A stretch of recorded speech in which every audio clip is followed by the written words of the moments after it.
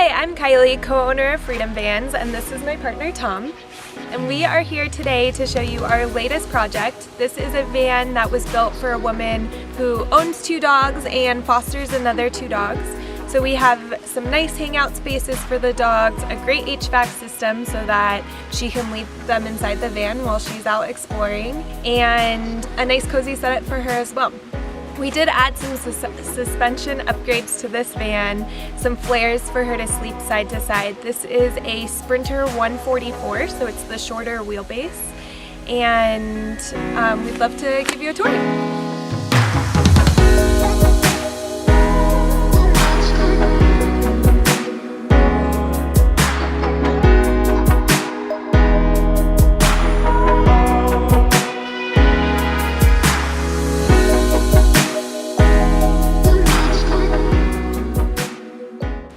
Hey guys, I'm Tom from Freedom Vans, and this is our newly completed build in which we have swapped the wheels and tires on a brand new van. This model only has 500 miles on it, but we knew we could get better performance out of an aftermarket setup.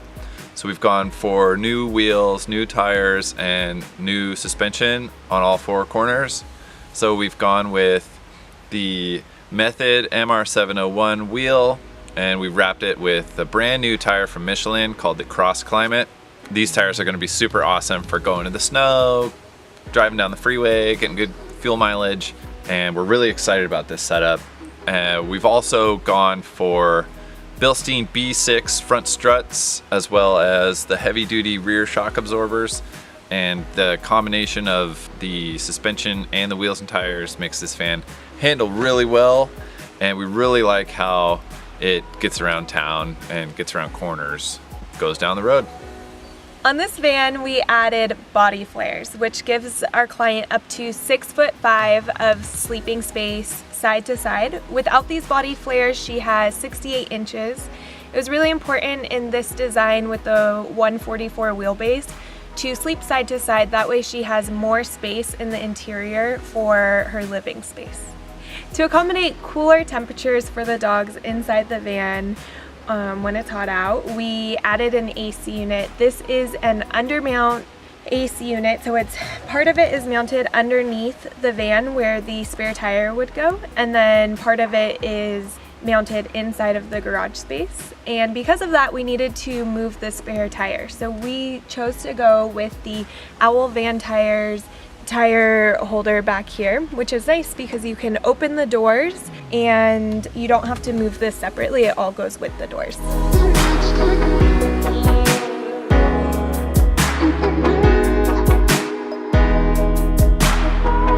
So here we have the garage space of the van. We call it a garage because it's where you put all your fun toys, and it's separated from the living space, so henceforth it gains the title of garage.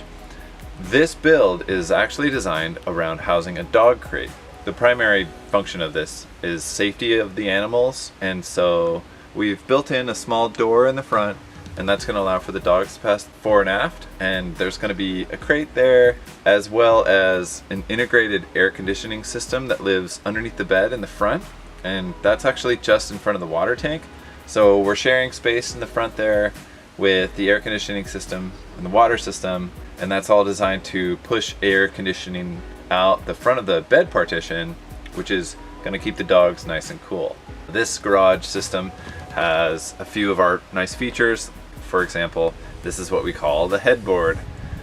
This is a nice functional unit as it makes the mattress look more concealed and finished, as well as adding a lot of structure. This is a live edge piece of maple harvested by myself locally here in Bellingham, Washington, and it's just a nice touch that we like to add. This van also has a few nice features in the back, such as a split lighting system that's going to have a switch in the front accessible from the living area as well as from the back.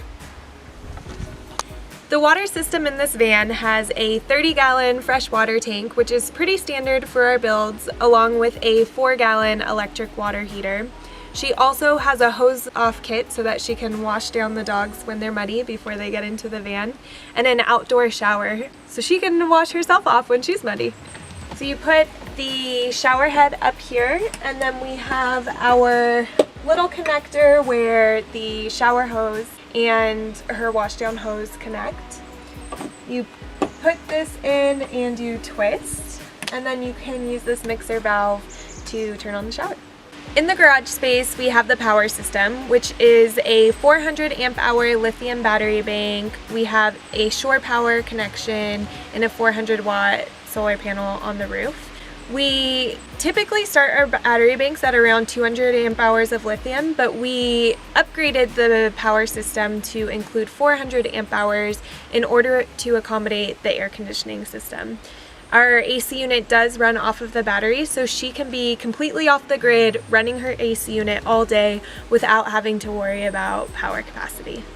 On the exterior of the van, we've gone for a very custom look, and all of our metalwork we received in the raw form, which means that the metal had no coating on it, and then we were able to have everything powder coated into a custom color. So the tire carrier we had powder coated white, as well as the ladder, and then the roof rack was actually fabricated in-house by moi and designed to serve a pretty rudimentary purpose of ease of loading your material on from the back of the van, as well as allowing space for the Fiamma F65S awning, which is going to have a watertight seal to the side of the body of the van.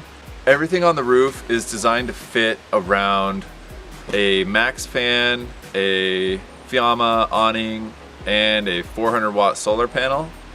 On the front of the van, I've built in a 52-inch LED bar that's mounted on a curved light bar mount on the roof. It's pretty low and tight, so it's only about a half an inch off the roof of the van. And that's nice because even at 70 miles per hour, there's no wind noise getting rushed up behind the light bar. So it's gonna be really comfortable to drive with.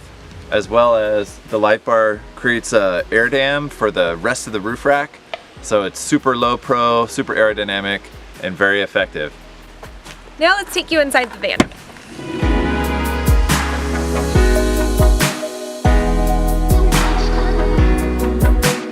In this van, we upgraded the two front captain's chairs. These are really comfortable for long drives. We actually have them in our personal van. One of my favorite features about them is that they have double armrests.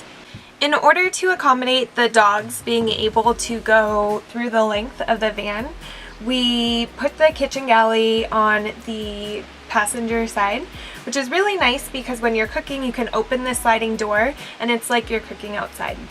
But she did have to sacrifice some cooking space, so she has this small kitchen galley. However, we did include a pull-out cutting board to give her some extra counter space. And this latches in place, so it's nice and sturdy while she's driving. Over here we have her sink with the glass lid. This gives her additional counter space when she's not using the sink or burners. It has one burner, so it's great for simple meals on the road.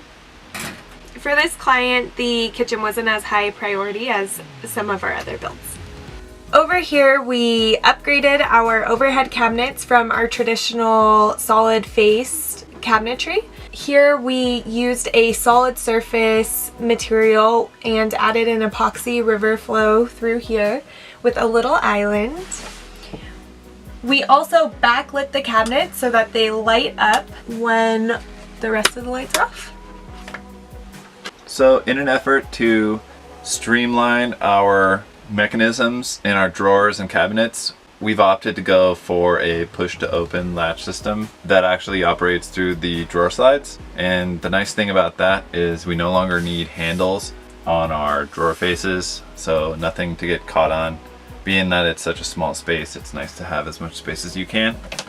So a little tap and they come open, and you can grab your apple and your carved cutting board or whatever else you're keeping in your drawers. We've gone for the same latching mechanism here on the overhead.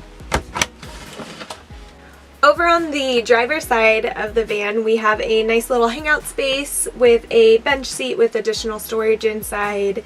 There is also a removable table that goes with this bench seat. We also have a toilet cabinet with a composting toilet inside, and then a flip top that turns into a dog bed above it. The white antenna on top of the van is the We Boost, which helps her boost her cellular signal, so it's an LTE booster. We included an off switch for this so that when she's not boosting her signal or she wants to go into airplane mode, she can just shut down the whole system.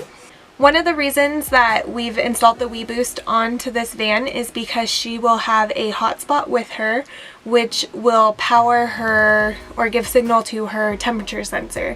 The temperature sensor will be able to read the temperature inside of the van and then send her alerts and notifications, or she can just use the app to check the temperature to see how the dogs are doing inside the van. Thank you all for taking this van tour with us today. I know we didn't go over every single component, but there is a list of all of the components as well as more photos in our project gallery on our website, www.freedomvans.co. If you have any questions, feel free to leave them in the comments and we'll definitely get to you. Bye! Bye!